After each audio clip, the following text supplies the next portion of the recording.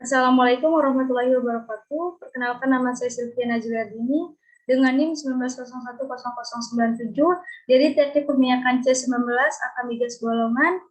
Di sini saya akan menjelaskan tentang materi presentasi tugas before file trip atau dengan judulnya yaitu instrumentasi produksi pemboran pada kilang minyak. Yang pertama kali yang saya jelaskan yaitu ada prime mover unit. Nah, prime mover unit ini dia memiliki fungsi utama yaitu untuk mendukung seluruh sistem lainnya dengan menyediakan suatu sumber tenaga yang diperlukan dalam operasi pemboran modern. Prime mover unit ini juga ada dua bagian. Yang pertama yaitu power supply equipment, yaitu dihasilkan oleh mesin-mesin besar yang dikenal sebagai prime mover atau penggerak utama. Yang kedua yaitu ada distribution equipment, yaitu untuk meneruskan tenaga yang diperlukan untuk operasi pemboran. Terus ada di sini ada drilling tower. Nah, drilling tower ini dia tuh sebagai menara pengeboran, dan drilling tower ini juga memiliki 3 jenis menara pengeboran. Yang pertama yaitu ada konvensional atau standar derrick. Nah, biasanya tuh tipe ini digunakan pada pengeboran lepas pantai atau yang disebut dengan offshore karena pemasangannya disambungkan dari beberapa bagian yang terpisah. Terus juga yang kedua ada portable skid mast, yaitu menara ini digunakan pada sumur yang tidak terlalu dalam dengan proses pendiriannya itu dilas maupun dia itu disekrap gitu. Terus yang ketiga yaitu ada mobile atau trailer mounted tipe mesh, yaitu tipe yang mudah untuk dipindahkan dari biasanya, terus juga diletakkan pada sebuah mobile yang dirancang khusus. Terus juga ada di sini ada drawwork. Ada gambar dari drawwork, front block, terus ada dari traveling block. Nah, drawwork ini dia merupakan tempat yang diletakkan gulungan atau drilling line. Terus juga drawwork ini memiliki fungsi untuk menaikkan dan menurunkan peralatan, dan penggunaan drawwork di rig ditentukan berdasarkan dari kedalaman drill pipe-nya dan juga dari operasi pengeboran, dan biasanya didesain dengan horsepower. Terus yang kedua di sini ada crown block. Nah, crown block itu dia merupakan peralatan yang diletakkan di atas derrick yang berfungsi layaknya katrol yang dirancang untuk mendukung penggerak dan mengubah arah dari kabel yang telah dipasang. Terus di sini juga ada traveling block. Nah, traveling block ini dia bekerja sama dengan si crown block. Dia itu untuk menaikkan dan menurunkan rangkaian dari drilling line. Terus di sini ada hook. Nah, hook ini dia tuh berbentuknya seperti layaknya mata pancing. Terus juga dia memiliki fungsi sebagai tempat untuk mengaitkan peralatan swivel dan rangkaian drilling line. Terus di sini juga ada drilling line. Nah, drilling line ini terdiri dari tali yang ada di resolving drum, kemudian terhubung pada si crown block dan traveling block. Terus juga selain itu ada deadline juga, yaitu tali yang tidak bergerak. Di sini juga ada rotary system, yaitu ini ada gambar dari swivel dan rotary table-nya. Di sini saya akan menjelaskan tentang swivel. Nah, swivel ini dia tuh terpasang pada ujung teratas rangkaian pipa bor dan terhubung langsung dengan sistem angkat atau hoisting system dan juga sistem sirkulasi atau juga circulating system.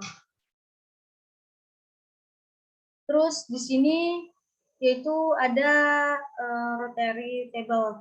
Nah, rotary table ini dia juga bisa disebut dengan meja putar, yaitu alat ini dipasang pada lantai bor dan posisi tegak lurus dengan traveling block.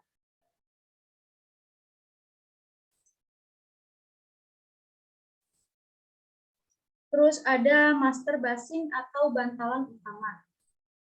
Nah, untuk master basing ini dia tuh alat yang didapatkan, alat yang dilepaskan atau diganti dengan ukuran yang sesuai dengan lubang pada meja pemutar dan kebutuhan operasi. Terus juga alat ini menjadi tempat kedudukan salah satu dari dua alat perlengkapan pemutar, yaitu Kelly basing dan rotary slip. Terus di sini juga ada gambar dari slip bowel. Nah, bentuknya juga kayak magnet gitu.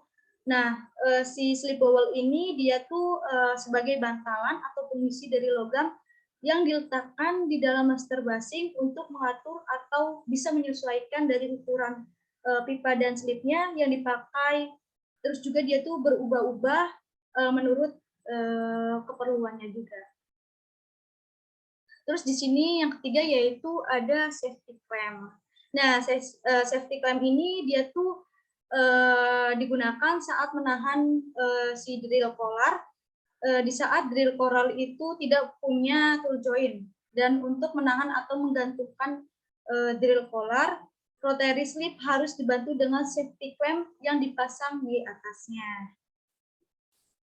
Terus ada yang keempat ini ada rotary tong. Nah, rotary tong itu adalah kunci-kunci besar yang digantung di atas lantai rig dekat meja putar yang dipasang pada bagian-bagian dari batang bor, baik untuk menyambung maupun melepas sambungan. Dan kunci tersebut adalah breakout tong atau lead tong dan make up tong atau juga disebut dengan backup tong. Terus yang kelima juga ada Kelly spinner, yaitu dipasang pada bagian bawah dari swivel stem.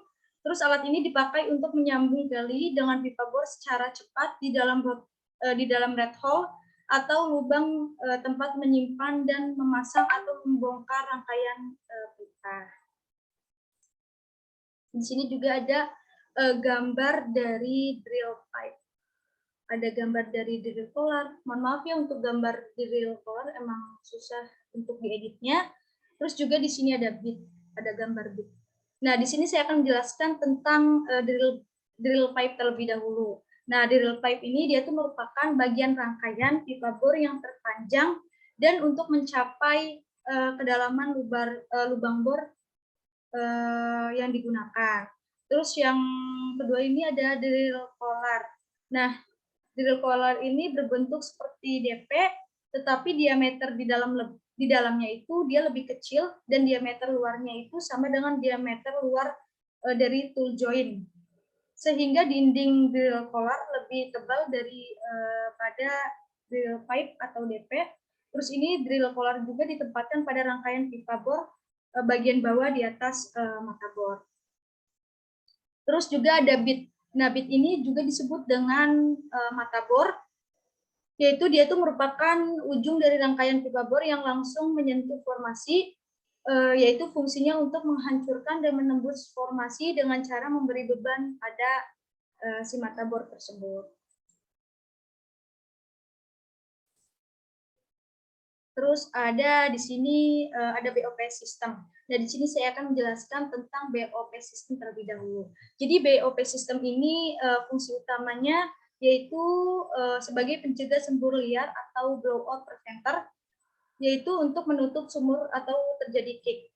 Terus rangkaian BOP stack ini juga ditempatkan kepada kepala casing atau kepala sumur langsung di bawah rotary table pada lantai bor. Terus juga ada annular preventer. Nah, annular preventer ini menutup lubang anulus baik terdapat pipa ataupun tidak ada si pipanya. Terus di sini yaitu ada pipe ram. Nah, pipe ram ini yaitu menutup lubang bor pada waktu rangkaian pipa bor berada pada lubang bor. Terus ada seal ram, yaitu menutup lubang bor dan sekaligus memotong rangkaian DP dan seal sehingga lubang bor itu kosong. Terus ada blind,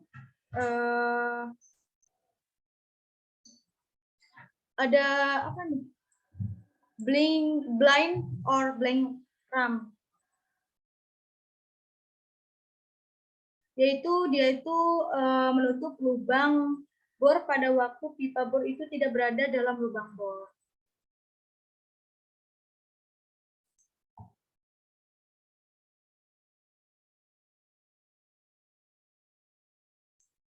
Nah, ini yaitu ada alat-alatnya seperti drilling spools, terus ada casing head, terus ada akumulator juga. Nah, di sini juga akan saya jelaskan tentang drilling spools-nya. Nah, drilling spools ini sebagai tempat pemasangan shock line dan fill line. Terus casing head ini sebagai alat tambahan pada bagian dari atas casingnya. Terus yang terakhir yaitu ada akumulator. Nah, akumulator ini pada saat terjadi kick, fluid itu dapat dengan cepat menutup blowout-nya dengan menghidupkan kontrol pada akumulator panel atau pada remote panel yang terletak pada lantai bor.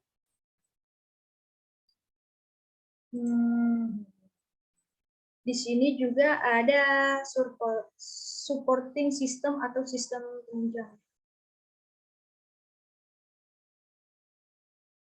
Nah, ini yang pertama yaitu ada choke manifold, yaitu sebagai saluran untuk mengeluarkan lumpur dari lubang sumur. Terus yang kedua yaitu ada kill line, yaitu berfungsi sebagai saluran untuk memompahkan lumpur berat ke dalam lubang bor. Terus juga ada mud and gas separator, yaitu yang pertama dia itu mengeluarkan gas dalam jumlah besar, terus juga menyalurkan gas-gas yang mudah terbakar dan atau beracun melalui pipa yang jaraknya itu cukup jauh atau aman dari siripnya. Terus ada yang terakhir yaitu ada flare, yaitu membakar gas yang tidak ekonomis dan membakar gas yang berbahaya dan mudah terbakar dari hasil sampling operasi pengeboran. Di sini juga saya akan menjelaskan tentang sistem sirkulasi atau circulation system. Nah, untuk circulation system ini fungsi utamanya adalah untuk mengangkat material pahatan atau cutting hasil dari mata bor atau drill bit dari dasar sumur ke atas permukaan melalui anulus. Selain itu, fluida pemboran juga berfungsi untuk menjaga keseimbangan antara tekanan hidrostatik atau hydrostatic pressure dengan tekanan formasi atau formation pressure agar si fluida reservoir ini tidak masuk ke dalam lubang bor selama kegiatan pemboran.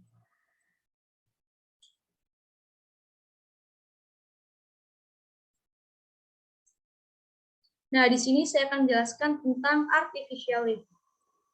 Nah, untuk artificial lift ini yang pertama yaitu ada SRP. SRP yaitu prinsip kerja dari pumping unit itu untuk mengubah gerak rotasi dari prime mover menjadi gerak naik turun oleh sistem Pitman crank assembly. Kemudian gerak naik turun ini melalui walking beam diteruskan ke horse feed dijadikan gerak lurus naik turun atau upstroke dan downstroke untuk menggerakkan si pelanggar pompa melalui rangkaian rod atau rod string. Terus yang kedua yaitu ada PCP. Nah, PCP ini, mohon maaf, untuk SRP ini ada kelebihannya juga. Nah, untuk kelebihannya itu tidak mudah rusak.